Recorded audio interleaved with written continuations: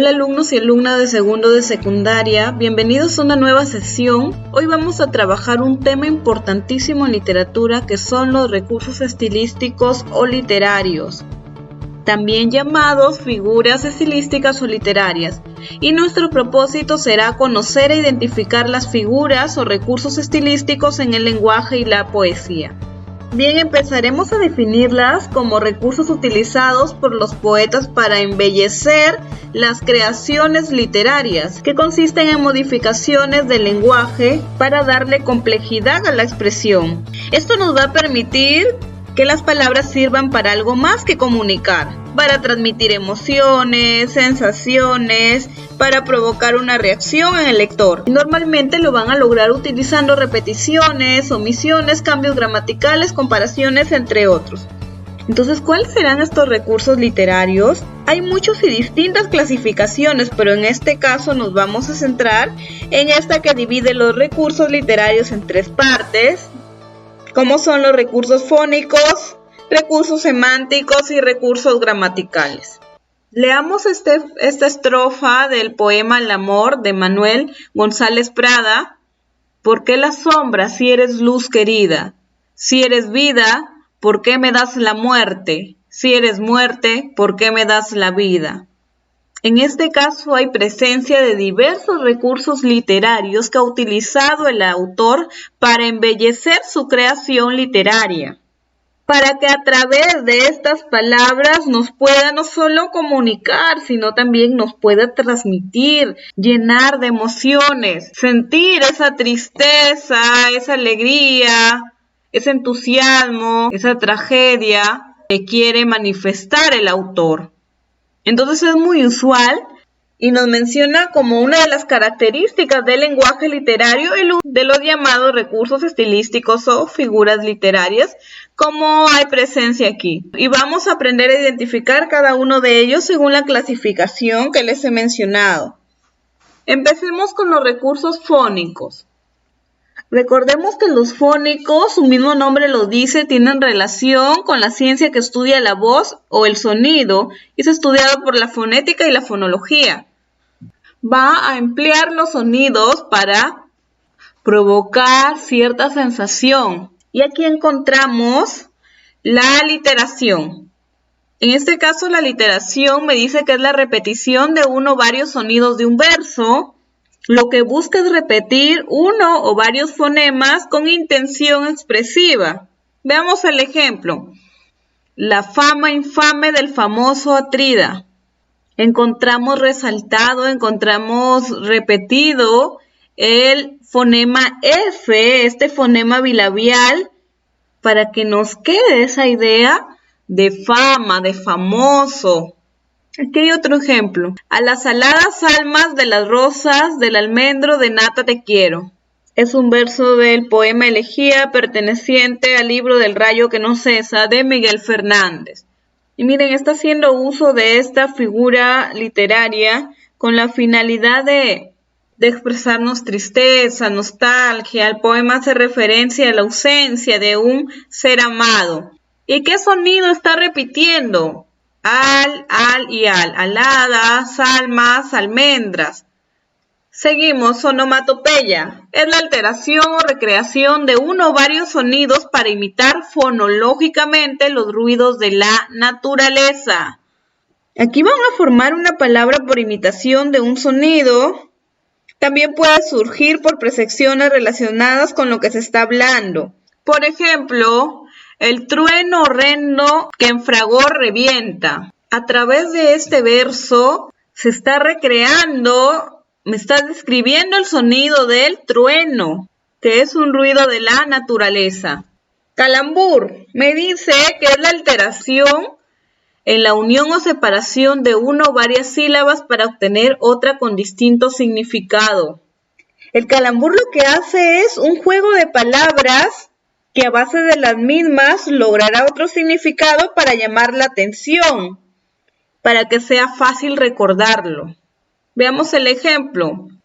Ella esclava y el esclavo, que quiere hincársele en medio.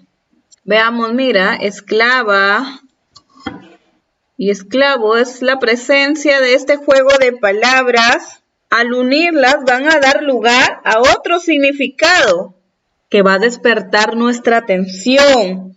Lo vamos a recordar. Al unir estas dos palabras me van a dar otra idea de lo que significa. Lo que va a hacer es modificar el sentido de la oración para aportarle un doble sentido, manifestar lo que no se diría de manera explícita. Ahora nos encontramos con la paronomasia. Me dice que es la utilización próxima de palabras parónimas.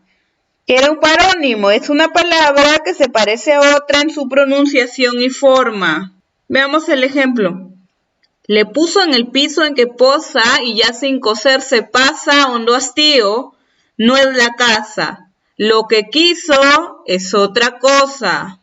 Veamos, miren, presencia de parónimos. Piso,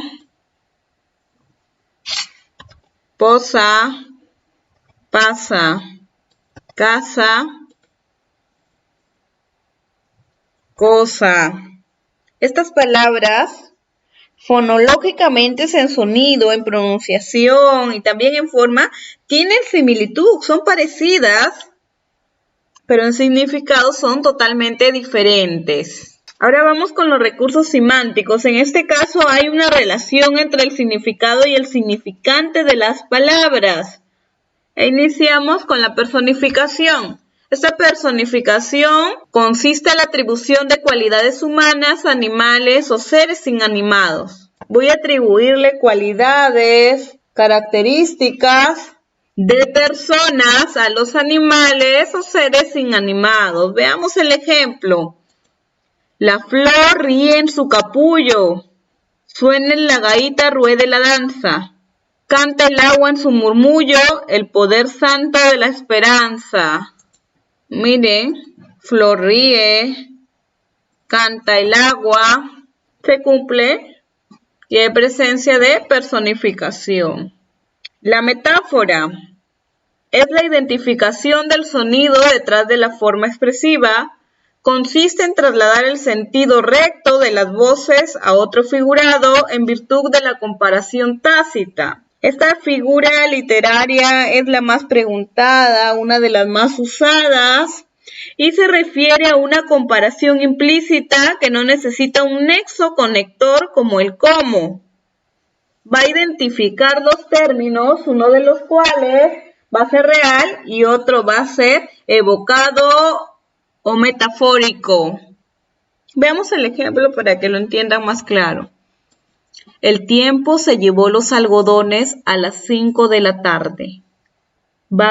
Hay presencia de comparación implícita, de comparación de algo real con algo imaginario, metafórico, ficticio, o también puede que lo irreal reemplace a lo real, haciendo referencia a como vemos en este caso. Se llevó los algodones, haciendo referencia a las nubes. El viento se llevó las nubes a las 5 de la tarde, pero ha sido reemplazado. Hace esta comparación reemplazándolo, pero también puede haber el caso en donde solo se comparan, pero no va a haber presencia del nexo con. Como cuando decimos, tus ojos son estrellas, tus labios son luceros. Seguimos. Hipérbole. Es la exageración de una idea, consiste en aumentar o disminuir aquello de lo que se habla. En la hipérbole la exageración ya va a ser llevado al extremo. Va a ser la exageración intencional de la realidad. Cosas que no suceden. Por ejemplo, por tu amor me duele el aire, el corazón y el sombrero. El aire no duele, el sombrero tampoco. Exageración. Epíteto. Adjetivo que resalta características sobreentendidas de un sustantivo. Va a resaltar una cualidad o característica de un sustantivo. Este puede ser un adjetivo o un sobrenombre. Tiene que ser una cualidad inherente, propia del sustantivo. Veamos el ejemplo. Por ti el silencio de la selva umbrosa, Por ti la esquidad y el apartamiento, del solitario monte me agradaba. Por ti la verde hierba y el fresco viento, el blanco lirio y colorada rosa, y dulce primavera deseada. Tiene que ser una cualidad propia, inherente, por ejemplo, la verde hierba, fresco viento, blanco lirio, colorada rosa, dulce primavera. La primavera se caracteriza por ser dulce, agradable. ¿Y por qué selva umbrosa no está resaltado? Porque la selva no necesariamente tiene esa cualidad, no como en los siguientes casos que sí, son propias de esos sustantivos. Y hay presencia de epítetos, se cumple esa característica. Aparte de estos adjetivos, también decíamos que puede ser un sobrenombre. Recordemos en la mitología griega, Aquiles, el de los pies ligeros. En la literatura también tenemos distintos sobrenombres. Ricardo Palma, el bibliotecario mendigo. Carlos Augusto Salaverry, el ruiseñor del Chira. Miguel de Cervantes, el manco de Lepanto. Y este epíteto también, además lo encontramos en ciudades. Piura, la ciudad del eterno calor. Lima, ciudad de los reyes.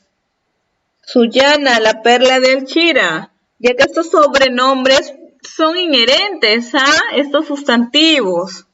Seguimos, símil.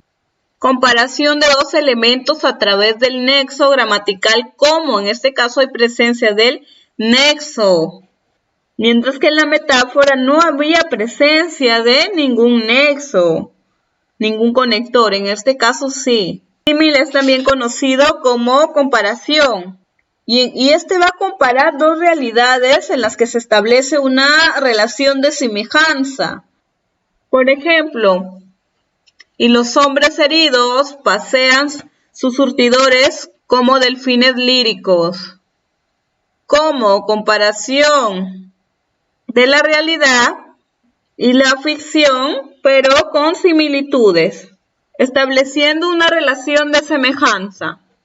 Y por último, la antítesis, comparación de dos palabras o ideas. Consiste en oponer dos términos, contrastar dos enunciados, dos realidades. Por ejemplo, a florecer las rosas madrugaron y para envejecerse florecieron. Cuna y sepulcro en el botón hallaron. Hay oposición, veamos, miren. Al florecer me habla de un nacimiento de las rosas. Y miren aquí, me habla de un envejecimiento, envejecerse, el término de llegar casi a una de las últimas etapas de vida, mientras que aquí hacía referencia al inicio. Entonces están oponiendo dos ideas, se contraponen, se contrastan estas dos realidades. Igual aquí, cuna, haciendo referencia a la cama pequeña donde duermen los bebés, y sepulcro, donde somos enterrados al término de nuestra vida. Contrarios, antónimos. Bien chicos, esta es la primera parte de este tema, recursos estilísticos o literarios. Recuerden resolver sus actividades, consultarme sus dudas, a mantener una comunicación activa. Y nos encontramos en nuestra próxima clase.